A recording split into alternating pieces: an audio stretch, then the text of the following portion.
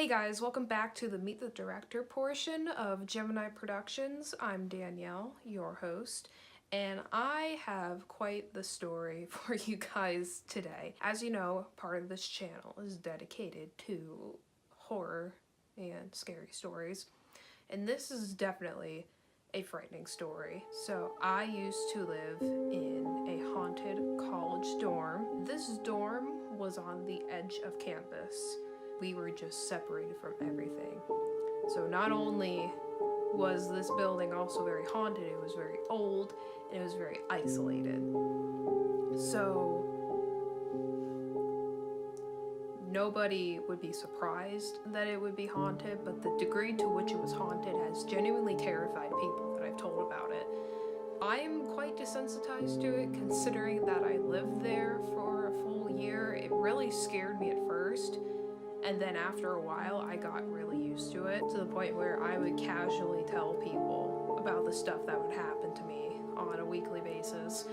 And they would get so scared that they would swear that they would never, ever set foot in my dorm. And I'm like, probably for the best. It's too far of a walk anyway. Like, literally, to get to my dorm to anywhere else on campus was 15-20 minutes minimum. Like, a 15-minute walk was like a good day for me. Needless to say, I actually got a stress fracture in my right foot from walking to class every day for a year from that dorm, to tell you guys how far away from everything it was. And the whole building had a very much of a kind of a 1920s to 1940s kind of like interior design kind of look, if that gives you perspective. That interior design certainly led to the eerie feeling in the building. My room was on the second floor down one of the halls. So at the beginning of the year, we heard stories about it being haunted, but I assumed it was just kind of hearsay because I never saw anything happen. It wasn't until before second semester ended. There was a week period where my roommate, because she was in the business school, had just one giant exam for all of her classes and then was done a week early.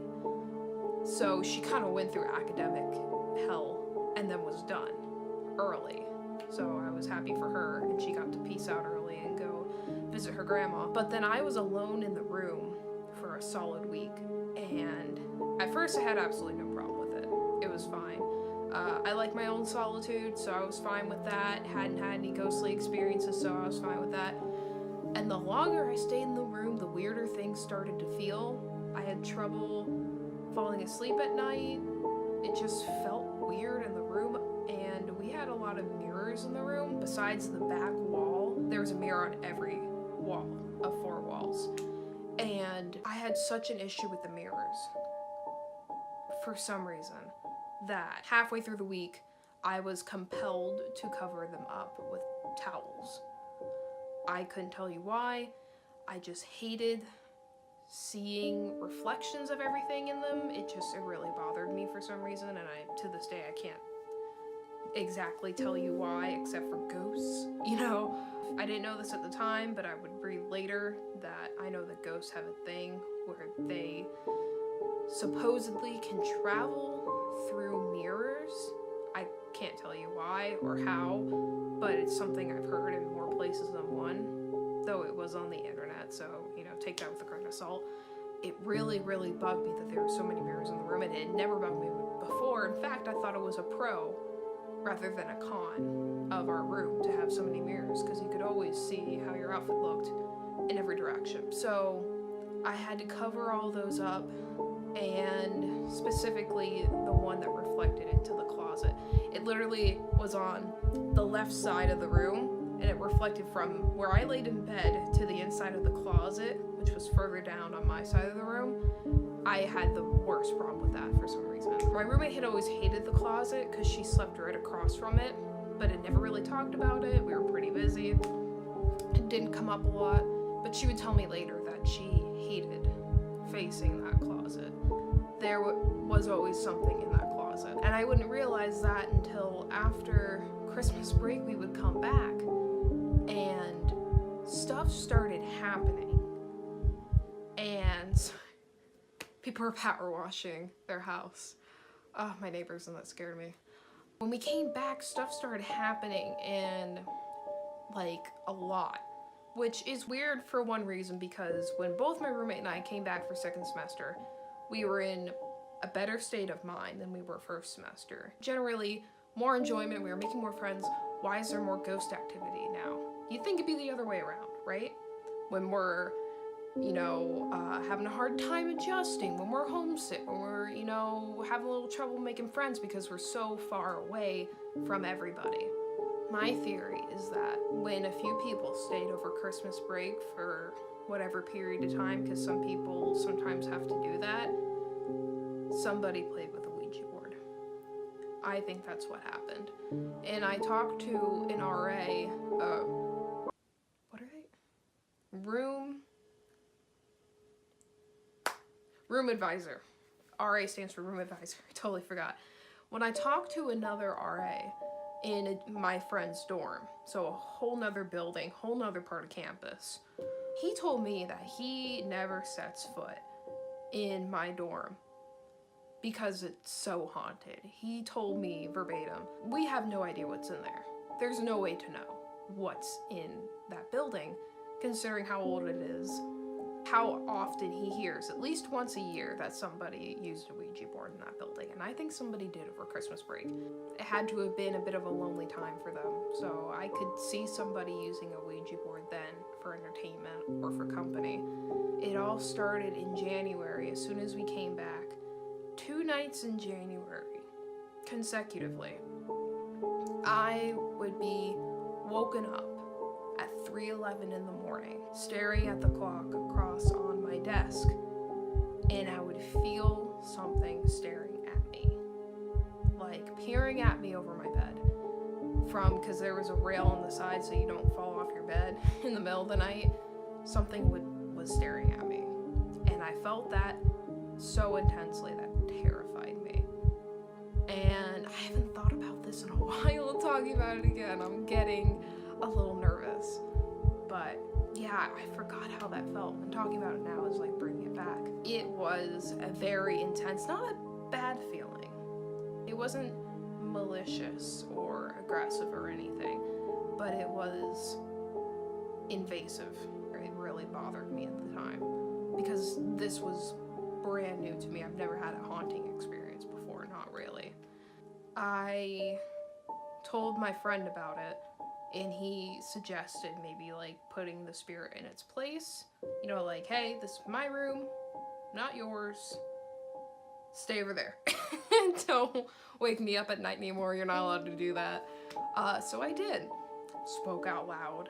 Felt a little weird, but I spoke out loud and laid down the ground rules and basically told the spirit I didn't want to. I just basically felt bad kicking it out. So I told it to stay in the closet. And I'm not entirely sure in retrospect if that was the best course of action. Perhaps I should have just kicked it out. But anyway, I told it to stay in the closet. And for the rest of the year, that closet had an especially haunting, haunting feeling to it. It certainly did. Going into that closet, sometimes you definitely felt watched. Something was just standing there watching you. And I hated going in that closet, even with the lights on. I just hated being in that closet, which sucked because it was a walk-in closet. I would have liked to enjoy it a little bit better, because it's probably the last time I'll get to have a walk-in closet, but whatever.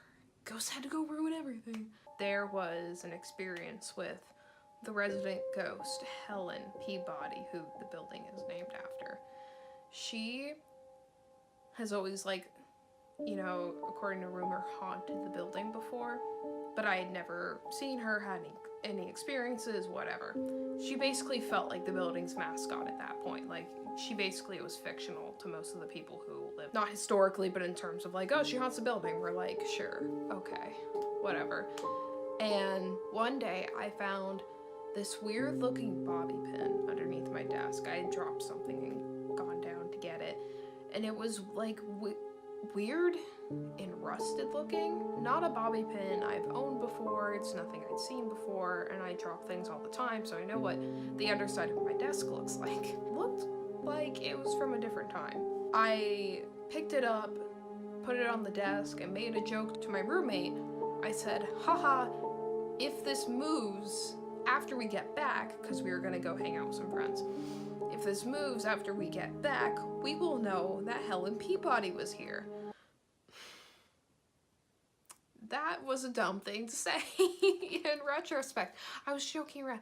Okay, I was half joking because part of me kind of believed that that would work, but kind of in jest, you know, like jokingly, you know? So, but part of me also genuinely believed that it wouldn't happen. That I'd come back and everything would be the same and whatever. And we come back around midnight to go to bed, and I check on the pin, the bobby pin, to see if it had moved. What happened genuinely terrified me. I'm crying, as you can see, because I left it right here, and we come back, and it's over here. So the bobby pin moved on its own, and I should have taken a picture of it beforehand, but just believe me, I am an honest person. It moved on its own, and that terrified me. And that also probably didn't help the activity that we had been having in our room, because after that we got more visits from Helen. We should have set up cameras or something. It's just not the stuff you think about when you're in college trying to meet your paper deadlines, you know? We should have filmed overnight or something. Though, I did do a little bit of ghost hunting, but not in my room, because I'm not about to invite that in.